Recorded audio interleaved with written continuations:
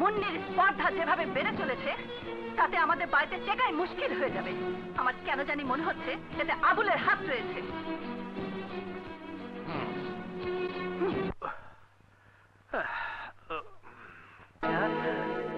বল, মুন্নি এত সাহস পেল কোত্থেকে? বল হারামজাদা, নইলে চাপকে তোর পিঠে চামড়া তুলে নেব। জানি না। জানাচ্ছি।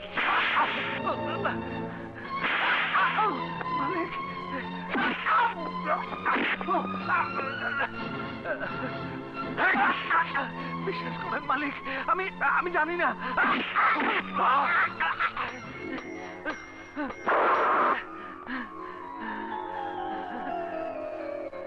চাবুক ফেলে চুরি পরে নে। আগে চুরি পরে নিয়ে মেয়ে সাজ, তারপর আয় আমার সাথে মোকাবেলা করতে। নে, চুরি পরে নে। কে তুই? আমি যে কেউ হতে পারি। হতে পারি সুলতানা রাজিয়া, জাসির রানী, বীরঙ্গনা সখিনা, কিংবা তিন্নি মুন্নি। নামে কিবা আসে যায়। আমি তোদের এই পুরুষ শাসিত সমাজে এক প্রতিবাদী নারী।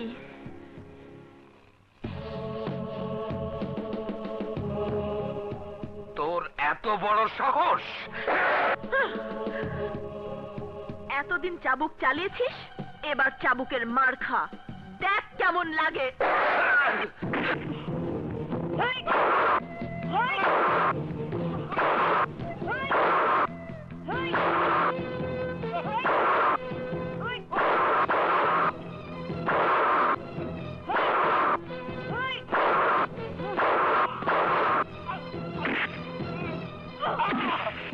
আমাকে আর মারিস না, আমাকে মাফ করে দে, আমাকে রেহাই দে মা, আমাকে রেহাই দে।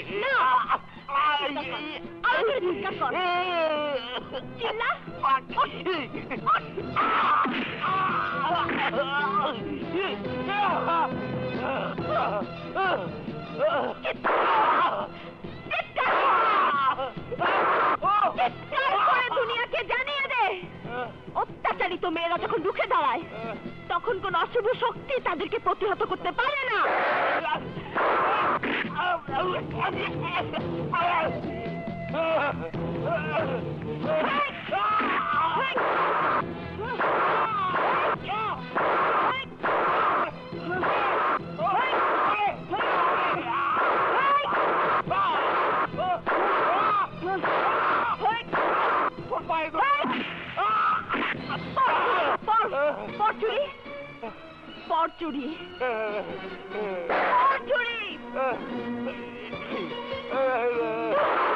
মেয়েদের তুই কি মনে করিস ওরা কি শুধু মার খাবার জন্য জন্ম নিয়েছে?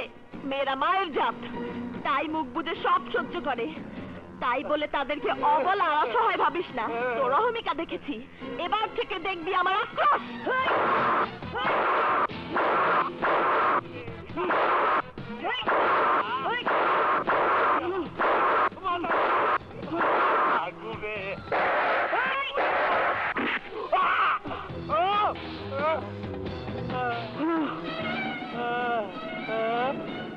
আজ থেকে এই চামড়ার চাবুক আমি ছাড়া আর যদি কারো হাতে দেখি, তাহলে তোর পিঠের চামড়া আমি তুলে ফেলবো। তালেব,